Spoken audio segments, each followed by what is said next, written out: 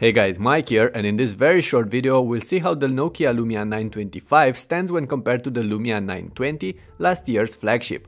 We'll focus on the new things the 925 brings on the table, as the two are still very close in many ways. The redesigned body is the first thing you'll note about the 925. It comes with rounded metal edges and a plastic back, as opposed to the fully polycarbonate case of the 920. But the new Lumia is a lot lighter and slimmer than last year's phone, weighing around 135 grams and being 8.8mm thick, as opposed to the 185 grams and nearly 11mm body of the 920. And that's something many of us will greatly appreciate. So aesthetically, the 925 is clearly a step forward from the 920, and the average person will definitely find it more comfortable to use. One extra thing to add though, the 920 was available in a bunch of different lively colors, while the 925 only comes in white and two shades of grey for the time being. Moving forward, Nokia now offers an AMOLED screen on the Lumia 925, except for that it's identical to the one on the 920.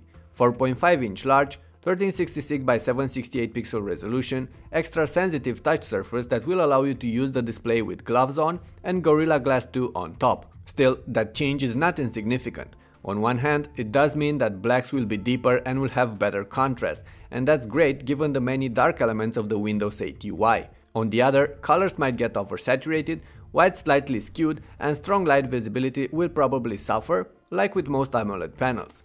But we'll hold our final judgment for the review. Besides that, Nokia did focus on the camera on their new 925. On a first look, not much has changed here. There's the same 8.7 megapixel sensor with optical image stabilization and Zeiss lenses as on the Lumia 920. But the lens ensemble has been slightly redesigned, with a sixth layer of glass added that should help the camera produce sharper images. The improved software and imaging algorithms do have their role in that as well, and Nokia claims that the 925 really raises the bar for mobile photography higher than ever before, both in fair and poor light conditions. We'll see how the camera performs once we get our hands on this device, but for the time being, based on the samples provided by Nokia, I must admit that the 925 looks like a true performer. The Lumia 920 did have an awesome camera as well, with excellent poor light performances, but a rather yellow unnatural tint for daytime bright light shots. Hopefully, Nokia will manage to fix that on their new 925.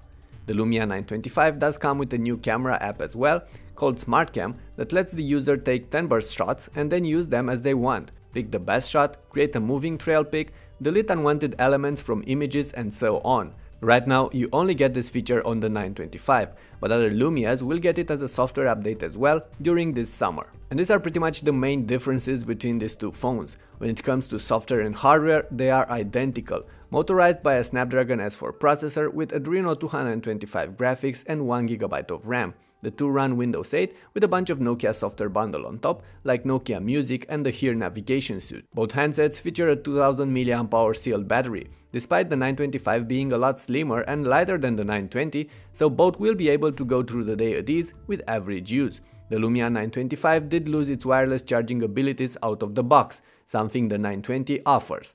But the phone is wireless charging ready. You'll just have to buy some plastic snap-on cover that attaches to the back of the phone and adds this feature.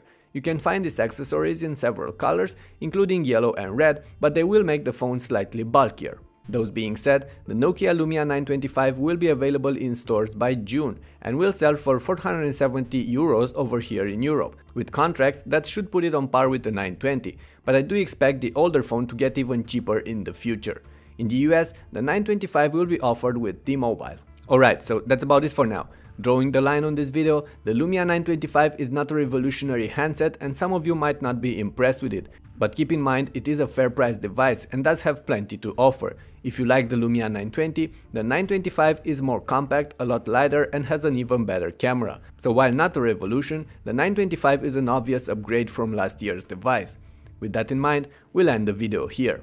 Thanks for watching and subscribe. We'll have more in-depth coverage of the Lumia 925 here on my channel in the next few days. I'll see you in the next clip.